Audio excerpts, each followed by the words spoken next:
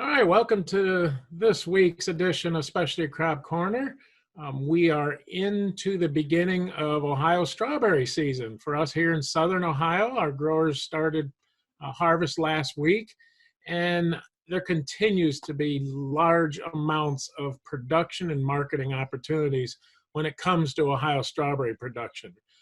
With today's program, I'm just going to highlight where we are as an industry in Ohio, where we've come from, and try to address some of the opportunities as well as challenges that we have when it comes to producing strawberries for our Ohio market. We have come a long way. Back in 1998, we began some season extension research at the OSU South Centers, where we were actually looking at new production techniques to help lengthen the marketing and the harvest season for strawberries, because as we all know, we like to eat strawberries 365 days a year, and there's nothing better than a good locally grown strawberry. And with Ohio's population, we have a lot of mouths that are interested in consuming strawberries on a year-round basis. So that's our job as agriculturalists and horticulturalists to come up with production methods that we could actually provide that crop and provide those fresh strawberries as long as possible throughout the year for our Ohio consumers. So if you're thinking about producing strawberries for the Ohio market, I do want to warn you there are lots of things involved in strawberry production that we may not have in other specialty crops and other forms of agriculture production. If you've watched some of the previous week's crop programs, we've talked about how this crop can be grown utilizing the techniques that we covered the last few weeks: plasticulture, drip irrigation, fertigation. I referenced a lot of pictures of strawberry farms, so that's why I thought it'd be another good opportunity to share more in-depth opportunities and challenges with strawberry production in Ohio. In case you're already adopting those production technologies, you may want to look at it for a strawberry crop. But the big thing we need here in Ohio, unlike our southern states like Florida, where a majority of the strawberries are produced, is we need a long period of weather, warm weather, for that flower bud initiation. Most folks don't understand, but our strawberry crop that we're harvesting right now actually was made last fall before Christmas. Once Christmas hits and we experience the short days of winter here in Ohio, all flower bud initiation, for the most part, ceases in that crop. So as a farmer, we have to do a very good job of doing all we can to make a nice long period of flower bud initiation for that strawberry crop from about Labor Day all the way up until Christmas, and usually Thanksgiving. Depending on the weather, we could get a little bit of more flower bud initiation between Thanksgiving and Christmas, but for the most part, as a strawberry farmer, we want to have those flower buds initiated from Labor Day until Thanksgiving. And actually you could take that strawberry plant, cut it in half, put it under a microscope, and you can actually see the little baby strawberries way down inside. We call it the crown or the heart of the plant. You can see those strawberries, those little baby strawberry buds already formed down in the plant. So if we don't do a good job farming up until that point, we're not going to make any, if any, more strawberry flower buds after that Christmas time. Here in the Midwest and in Ohio, we do have winter protection we need to worry about, unlike our southern farmers. We can get very cold, and I'll show you a few horror pictures here and a little bit of a few freeze events we've went through over the years. So we as a strawberry farmer need to be geared up to provide for that winter protection at almost a drop's notice, a minute's notice. Not this past weekend, but 2 weekends ago was one of those. Beautiful weather on Friday, but Friday afternoon and evening, the wind started howling, temperatures started to drop, and on Saturday morning, 2 Saturdays ago, we had 24 and 26 degrees, and the strawberries, at least down southern Ohio here, were in full bloom. You have to put the effort in to get a good quality berry. You can't have any rot, any small fruit. We have to fertilize and take care of that crop to get a good quality berry. We have to have an opportunity to get a good price. So whether we're selling to a good wholesale market that wants to buy locally grown strawberries, or have a good home picked, pick your own operation like many of our southern farms do, or if we have farmers markets we can go to. We just need to have that opportunity to get a good price because it is expensive to produce strawberries. We're looking at to plant an acre of plasticulture strawberries. We're looking at a minimum of $10,000 and probably more upwards to $15,000 per acre we have to invest before we pick the first strawberry. So we do need that opportunity to get a good market price. Going to take a lot of time. Typical of farmers, we don't count our time. We can probably get paid more working at McDonald's or a fast food restaurant than we do getting paid being a farmer. We just don't count our time. But you have to be willing to put that extra effort, that extra work, many sleepless nights, frost protecting, excuse me, that our growers have been going through the last month to protect our strawberries. So you have to be willing to put that effort towards producing that crop. Like I mentioned, you got to have a lot of money up front, and then you got to be willing to gamble. All farming is a gamble, but strawberry production is even more of a gamble.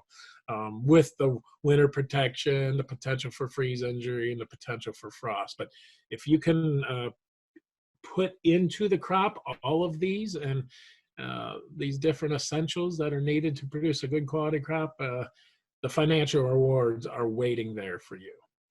So a little bit of a strawberry history in Ohio. Back in 1843, Ohio growers were shipping strawberries from the farms, from the countryside, out of Cincinnati using refrigeration and cars and train cars and so forth. And by 1890, it was a regular practice to ship in refrigerated, usually ice. Those railroad cars were iced, and we were known. Ohio was known as one of the first to ship strawberries utilizing refrigerated rail cars by packing them full of ice. But where's Ohio's growing strawberries? We're growing them everywhere. We grow them from the shores of Lake Erie clear down to the shores of the Ohio River and every county in between. It is one of the 18 biggest cash crops for Ohio in terms of financial cash crops because it does generate a lot of money per acre. We're always floating right around that 600 acres. In 2015, we had about 600 acres, and that was with a farm gate value of $3.9 million. In Ohio, when it comes to production nationwide, according to the USDA Ag Statistics, Ohio always ranks right around 10th in the U.S. in terms of strawberry production nationwide, with the number of farms, and usually we're around 500 to 600 strawberry farms. Those strawberry production has increased over the last 3 to 5 years, so I would assume those numbers have probably went up, and we should know that with the next ag census. But this just gives you a rundown. Back in 1900, we had 9,373 acres of strawberries, and then, like I said here today, we're floating right around that 600 acres.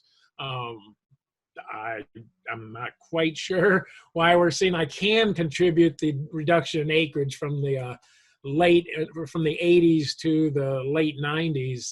The drop in production is just because of the change of the housewife. There really is no housewife.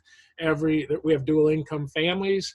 So both the husband and the wife have day jobs now.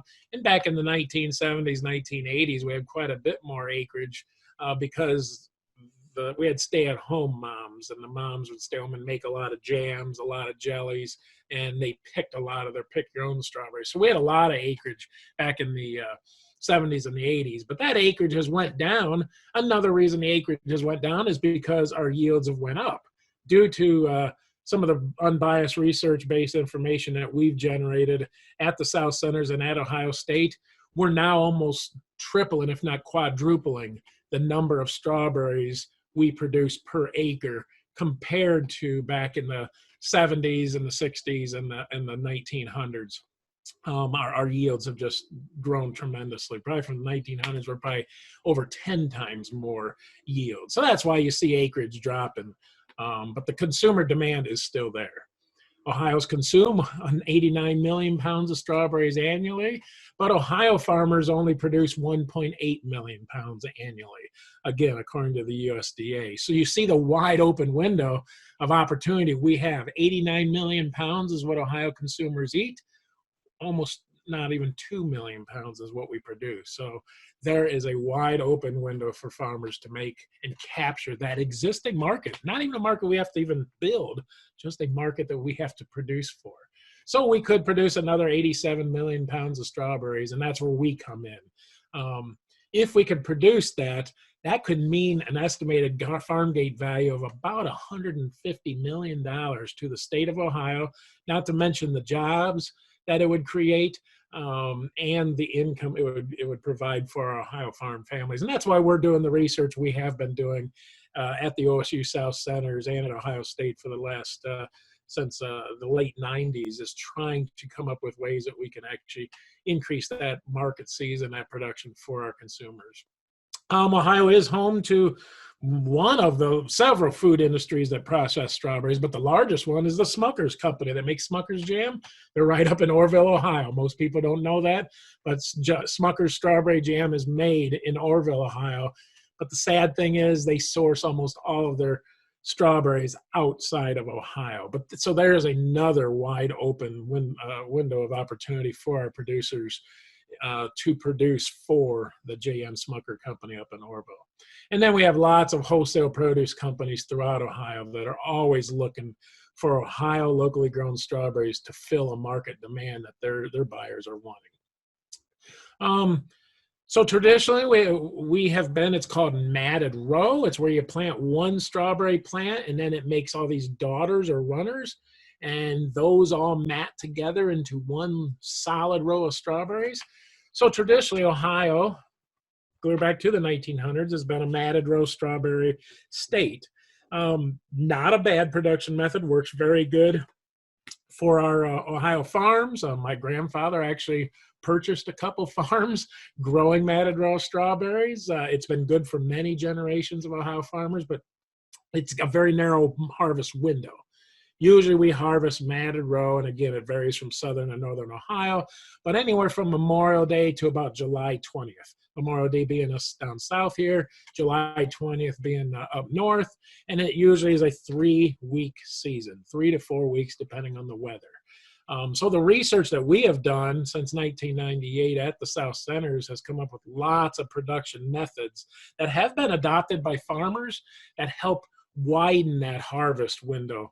And allows our farmers to be able to capture that 89 million pound consumer demand that we have for strawberries throughout the season. Some of those techniques are floating row covers, low tunnels, high tunnels, greenhouse production, plasticulture, you name it. We've looked at a lot of them, and we continue to look at them today. So the other method that we actually did bring into Ohio, we worked with some folks down in North Carolina who have adopted plasticulture, but can't quite do it the way they do because they don't have the winters that we have. So we had to adopt and come up with strategies to produce strawberry plasticulture in Ohio under Ohio winter conditions, unlike North Carolina. So we worked with the North Carolina folks, and they helped me greatly, the folks at the university, Dr. Barclay Poling being one of them, to bring plasticulture to Ohio. And then with his guesstimates and our actual practical field research, we have come up with some methods that are making this crop very economically feasible for Ohio. So we do see more and more acres, fields just like this one that you see in this picture, being produced in Ohio now, in addition to matted row. So just adopting plasticulture alone, we've added another 4 weeks to the harvest season compared to matted row. So you do matted row for 3 or 4 weeks, plasticulture for another 4 weeks. We've just now more than doubled the strawberry harvest season from what was being done back in the early 1900s. It is a very intensive system. By the time you do all your cost of production, labor and everything, we're looking at $20,000 an acre we have invested in that crop, but the returns per acre are $50,000 plus, could be if everything goes right for the farmer.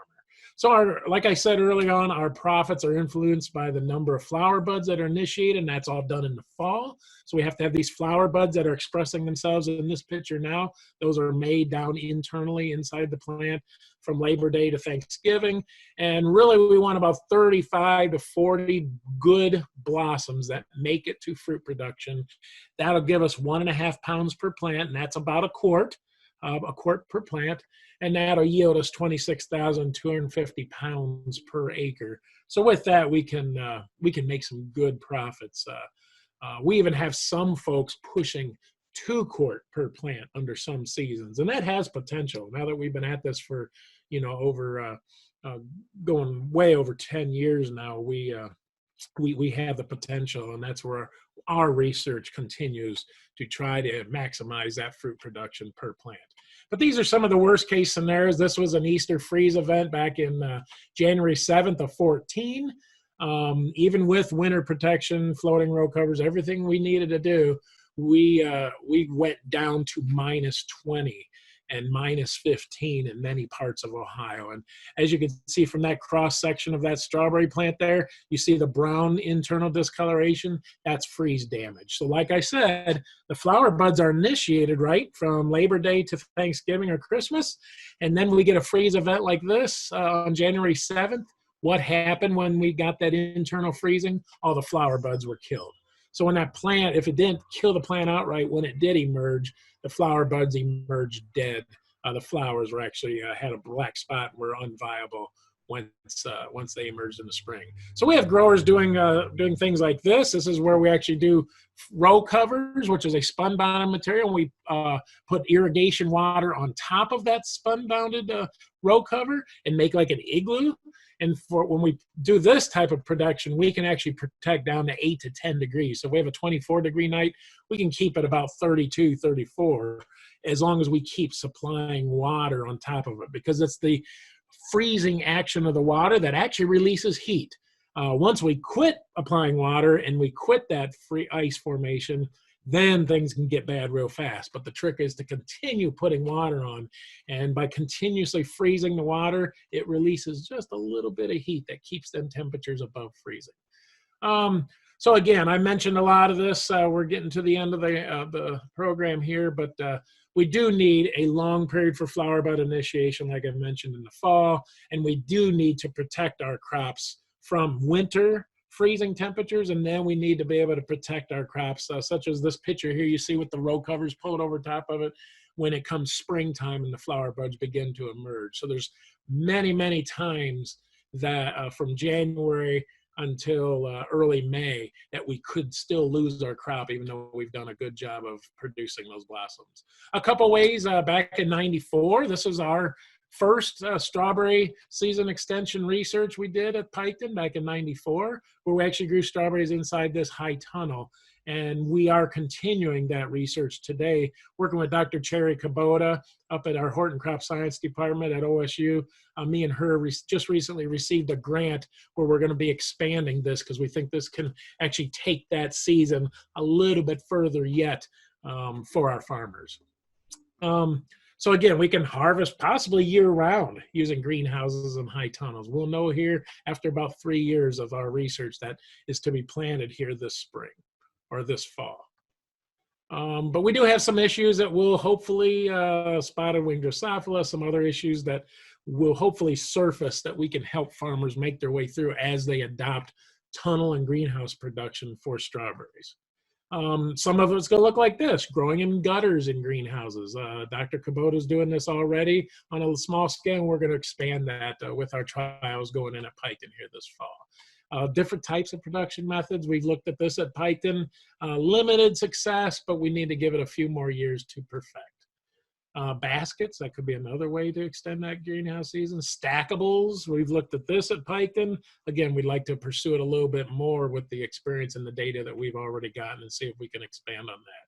And then low tunnels and high tunnels, where we just pull protective plastic over top of the rows. Like I said, it requires a lot of stoop labor, so we're working with this Adev Automation out of Dayton. They're based at the Air Force Base in Dayton, to come up with an automatic strawberry picking robot. And you can see, this is a picture of us demonstrating the robot at one of our field days at the South Centers at Piketon a couple seasons ago. But for the most part right now, you got to have hand stoop labor to pick all those strawberries. So with that, I don't know if Patrick's going to jump on here if he has any questions, but if not, we hope to possibly do some more further programming on more in-depth of some of these season extension production technologies for strawberries. And there's lots of opportunity if you're willing to put the money and the time and the labor up front. And again, you can go onto my website, southcenters.osu.edu, click on horticulture, and you can find all of our unbiased research-based information on strawberry production at this website. So with that, Patrick, any questions? Hey, Brad, a few questions. What kind of pollinators do strawberries need? Do they need just honeybees, or can there be other kind of pollinators? That's a very good question, Patrick. And actually, strawberries, believe it or not, are pollinated majority by the wind. So just like green beans and tomatoes, they are pollinated by the wind. As long as that blossom moves, that pollinates it. But you're right. To make a good quality berry that's large in size and make sure we get all those blossoms set, our farmers will bring in additional supplemental pollinators that and it's about 1 honeybee hive per acre we bring in as supplemental pollination. I also have one grower that brings in bumblebee hives to help out. So not only can we rely on the wind to pollinate, but we do rely on Mother Nature with her pollinators to pollinate our crop. Good question. I noticed that on the strawberries, you have a lot of seeds that are outside the fruit itself. Yes, correct. It's one of the only crops that bears and produces its seeds on the outside of the fruit. So every one of those little white dots, those are all seeds on the strawberry. So for every one of those white dots, it took either a honeybee or the wind to move the pollen grain from one blossom to the next for every one of those seeds you see on that strawberry. And so how do you get the actual seeds? Do you process a certain number of strawberries, or when you get ready to plant? We do not. We use vegetative propagation. So we will, like I mentioned, those runners. If you look at the top left picture there, that is a daughter tip or a runner. We'll take that tip, stick it in a tray. So we vegetatively propagate. But our breeders, our strawberry breeders, will actually take that fruit and extract the seeds and dry the seeds down and actually start plants that way. But we use vegetative cuttings and propagation methods. I see. And, another specific question. I would say that we humans love strawberries. What about the deer population? How do we deal with the deer? I'm quite sure they love strawberries too. Oh, they sure do, Patrick. And what we do when we have a farm in heavy deer population, we just put a fence around it. So if you ever been to Piketon, you'll see we have a big 10-foot fence all around our research yard and our strawberry fields, because we are growing them under heavy deer pressure. So a farmer would do the same thing. More than likely, it's going to be a temporary fencing though, because farmers move their fields, where we just have our whole research field in one big tall fence to keep the deer out. But yeah, they will actually eat your $10,000 per acre investment overnight. That's it. So a really good fence. And then in a prior program, you talked about water and how each acre requires about 27,000 gallons. And to me, that's just amazing. Do strawberries need that much also? Yes, and that's why I followed today's segment with our previous plasticulture and irrigation segments, because everything we covered in those previous shows, we have to follow for strawberries. So, yep, we have to follow that same irrigation requirement on strawberries. And so your research shows that plasticulture really works well with strawberries, correct? It is a great method to increase that harvest and market season, and we have a lot of farmers in Ohio that have adopted it, and it's working well for them. Yep. And the final question, basically you talked about hands-on labor. And with the robots that you had at Ohio State University that would pick them, how successful were they? It's going to be a few years till those are fully implemented. The biggest problem was the robot, depending on the sunlight and the weather, could not always consistently pick a ripe red fruit. Like the one night, the picture we showed, we were getting ready to harvest. It was working great all day. Then right at the field night, a storm front blew in. We lost our sunlight, and it could not determine with its photosensors a red from a green strawberry, and that's not a good thing. So they continue to work on that. I'd say within the next 20 years, we'll be seeing a lot of these strawberry picking robots out there working in our fields. I would imagine so. I found this very fascinating. You have a lot of really good information about different plants and things of that nature. But again, it is labor intensive. Yes, just like all of our specialty crops. Brad, I want to thank you very much, and I hope to learn more as we go along. Yep, we'll see you next week, Patrick.